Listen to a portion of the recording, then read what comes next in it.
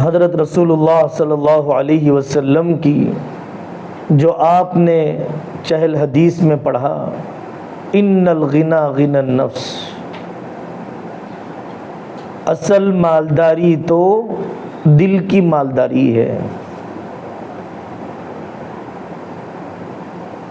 اہم مضمون ہے، اللہ ہمیں صحیح سمجھنے سمجھانے کی توفیق دے دیں۔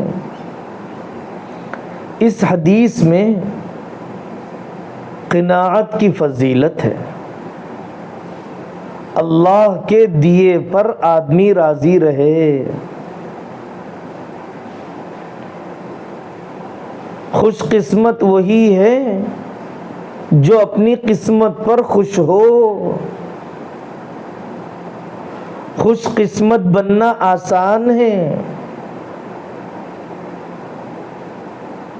اگر قسمت پر خوش ہو جائے۔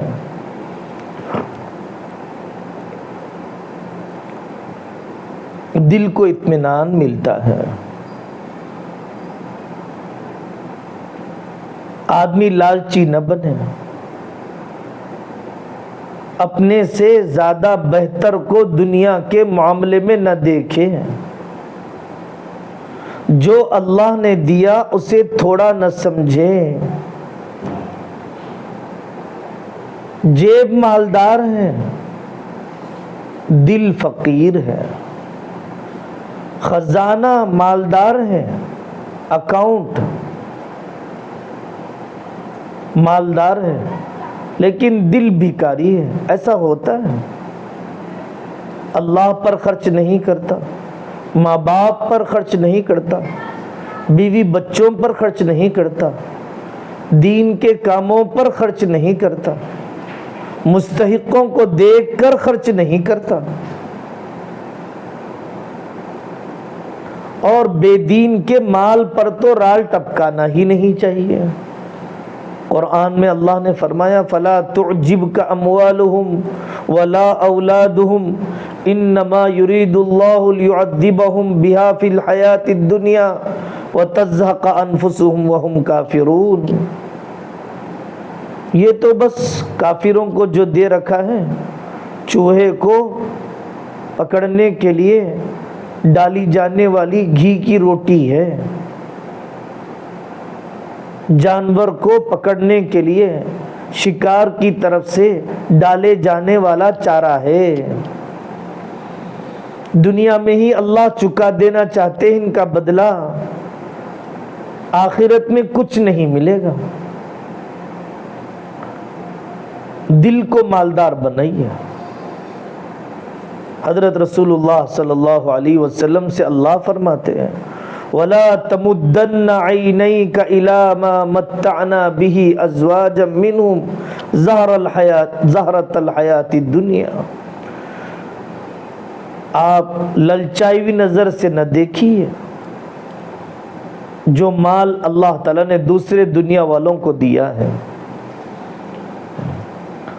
مقدر تو بدلتا نہیں، اور دوسرے کی جیب کا اپنی جیب میں تو آتا نہیں، بے فائدہ یہ مشقت میں رہتا ہے، ذہنی اور نفسیاتی اذیت میں رہتا ہے۔ ارض بما قسم اللہ لک تکن اغنی الناس، اللہ کے دیے پر راضی ہو جا، سب سے بڑا مالدار ہو جائے گا۔ آئے گی حدیث، یہ پیغام ہمیشہ دیا جاتا رہے گا۔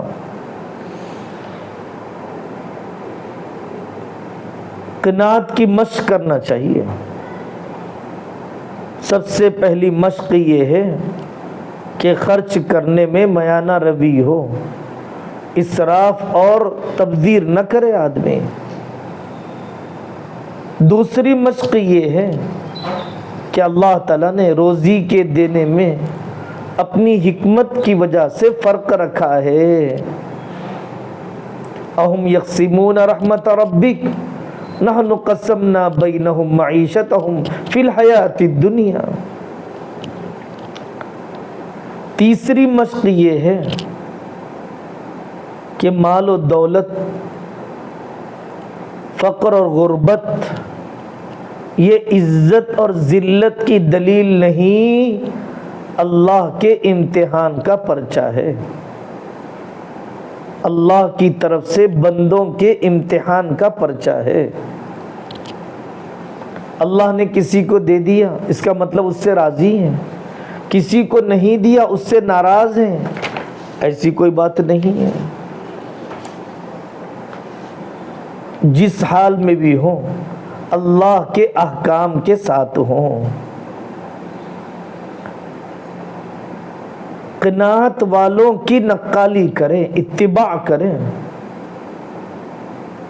کوئی نہیں ہے ہم میں حضرت نبی پاک صلی اللہ علیہ وسلم والا فقر جھیلنے کے لیے۔ کیسی قناعت؟ آتی ہوئی دنیا کو ٹھکرایا، ملنے والی دنیا کو چھوڑا،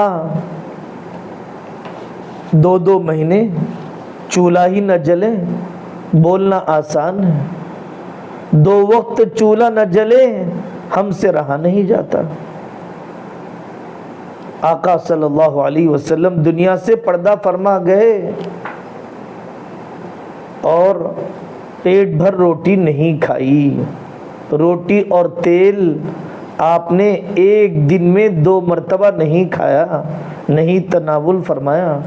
وما شبع من خبز وزیت فی یوم واحد مرتین، امی جان فرماتی ہیں۔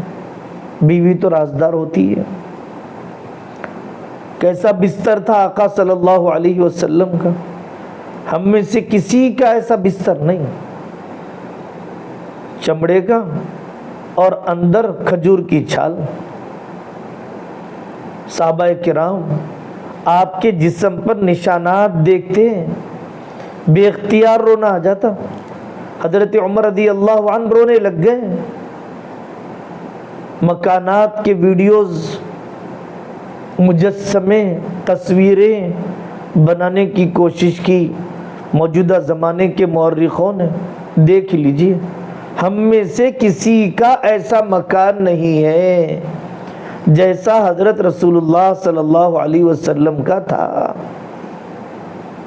کتنے بڑے ناشکرے ہیں ہم اللہ کے، کتنے بڑے لالچی ہیں ہم دنیا والوں کو دیکھنے کی وجہ سے۔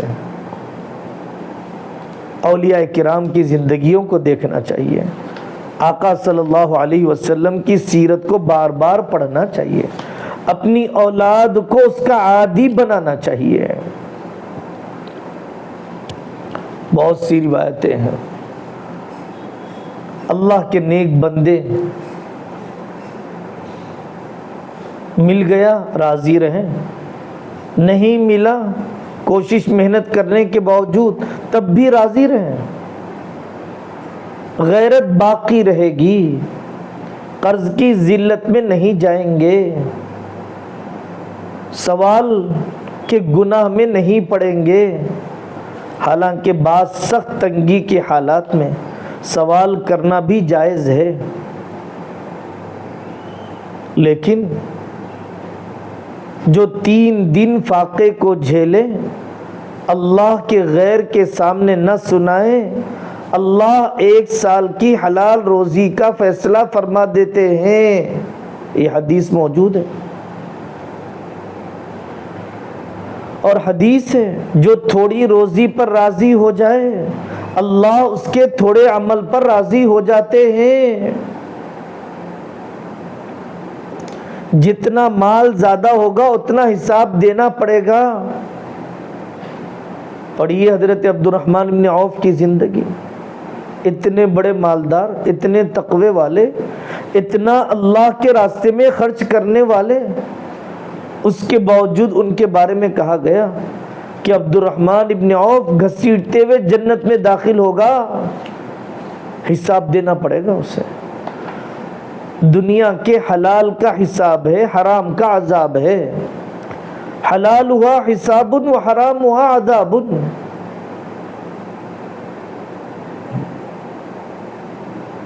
فضائل صدقات میں قناعت سے متعلق بہت سے مضامین ہیں، وقتاً فوقتاً پڑھنا چاہیے تاکہ آدمی کی طبیعت دوسروں کو دیکھ کر بے چین نہ ہو جائے۔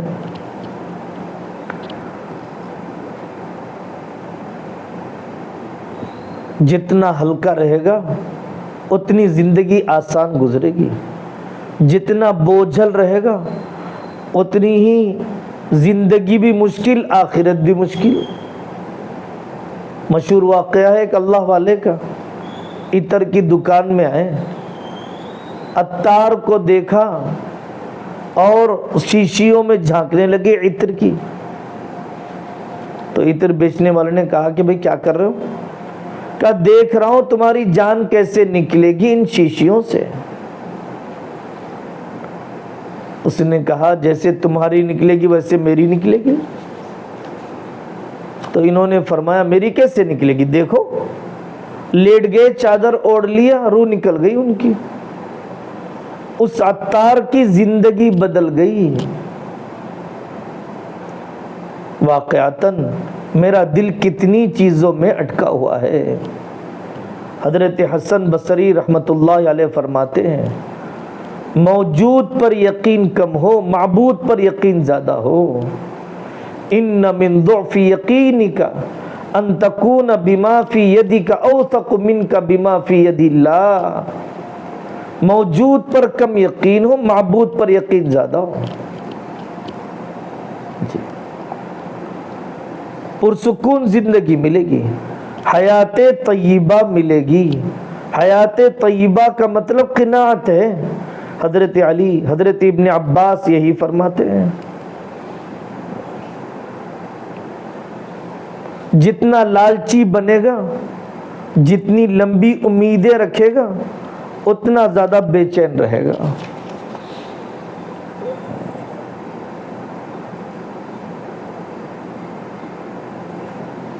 اللہ تبارک و تعالی ہم سب کو قناعت کی دولت عطا فرمائے۔